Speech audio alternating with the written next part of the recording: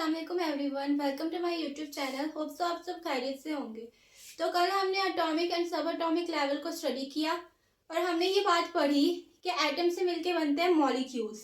और कल मैंने एलिमेंट्स और मॉलिक्यूल्स में फ़र्क भी बता दिया कि डिफरेंट एटम से मिलके ही बनता है मॉलिक्यूल, लेकिन सेम काइंड ऑफ एटम से मिलके क्या बनते हैं, एलिमेंट्स। लेकिन जो एलिमेंट्स होते हैं उनको हम मॉलिक्यूल्स में भी शुमार कर सकते हैं, लेकिन जो मॉलिक्यूल्स होते हैं उनको हम एलिमेंट्स नहीं कह सकते। तो आज हमने स्टार्ट करना है मॉलिक्यूलर लेवल। तो elements in organisms do not present in isolated form. Isolated form मतलब अनस्टेबल फॉर्म, यानी कि हमारे बॉडी में हमने कल पढ़ा कि बायो एलिमेंट्स होते हैं।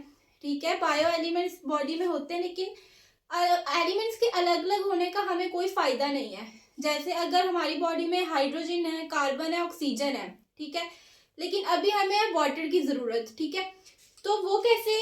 अब हमारी बॉडी में तो एलिमेंट्स कुछ इस तरह से हैं, अलग अलग फॉर्म में, तो फिर हमें वाटर का मॉलिक्यूल कैसे मिलेगा? तो डिफरेंट जो एलिमेंट्स होते हैं वो भी मिलके क्या बना सकते हैं, मॉलिक्यूल। जैसे हाइड्रोजन है, हाइड्रोजन का एलिमेंट ले लिया H2, साथ में एक ऑक्सीजन का एटम, तो ये हमारे पास क्या बन गया, वाटर का मॉलिक्यूल।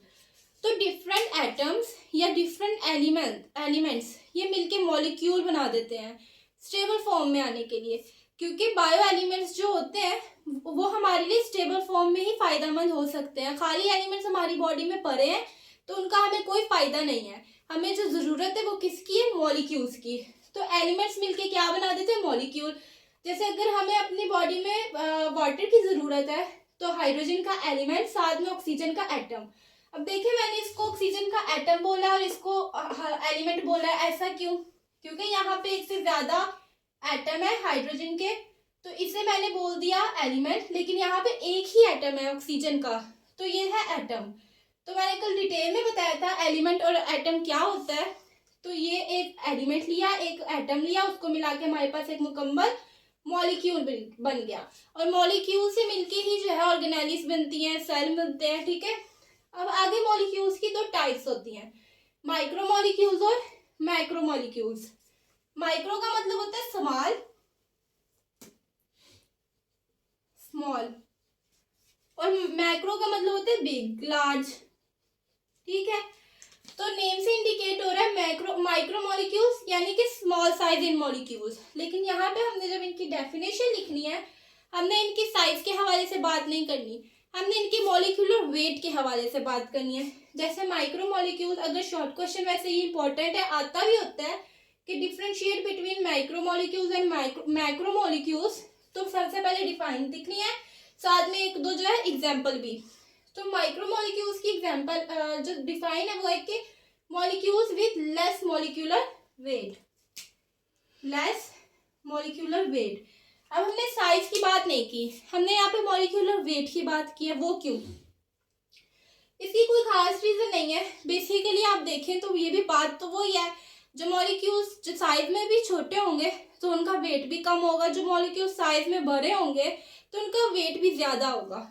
तो molecules with less molecular weight are called micro molecules, और इनका साइज होता है 10⁻⁻⁶, ये इनका साइज होता है,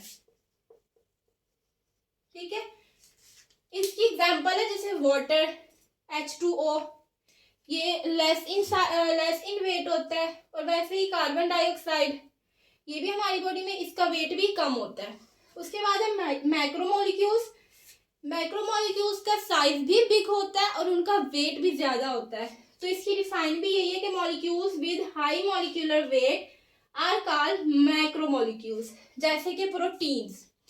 अब प्रोटीन का जो मॉलिक्यूल है वो इन मॉलिक्यूल से 1000 टाइम्स ज्यादा बड़ा होता है और 1000 टाइम्स ज्यादा उसका वेट होता है। अब हीमोग्लोबिन भी बेसिकली हमारे ब्लड सेल्स में होती है, तो ये भी एक मॉलिक्यूल है जिसका मॉलिक्यूलर वेट इनसे 1000 टाइम्स ज्यादा होता है। और वैसे ही कार्बोहाइड्रेट्स। तो ये थे मेजर मैक्रो मॉलिक्यूल्स और ये थे माइक्रो मॉलिक्यूल्स, इनका डिफरेंस आता होता है। और मॉलिक्यूल्स, अब जैसे आपने एटॉमिक स्ट्रक्चर पढ़ लिया, एटॉमिक लेवल, तो उसके बाद आपको बाकी लेवल्स पढ़ने में आसानी होगी, क्योंकि आपको बेसिक बातें समझ आ गई हैं। अब आगे वो यही बातें होंगी कि एटम से मिलके मॉलिक्यूल बन गया, मॉलिक्यूल से बन के मिलके ऑर्गेनेली बन गया, ऑर्गेनेली से मिलके सेल बन गया।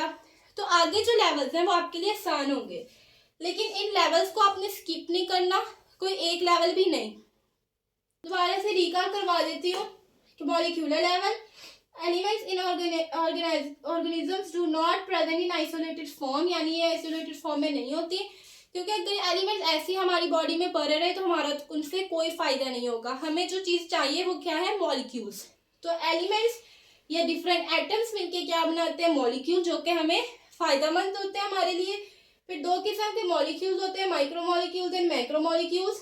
Micromolecules which are small in size and which have less molecular weight are called micromolecules, और उनकी एग्जांपल है वाटर एंड कार्बन डाइऑक्साइड। उसके बाद macromolecules which have large size and have less high molecular weight are called macromolecules, और उनकी example है protein and haemoglobin and carbohydrates.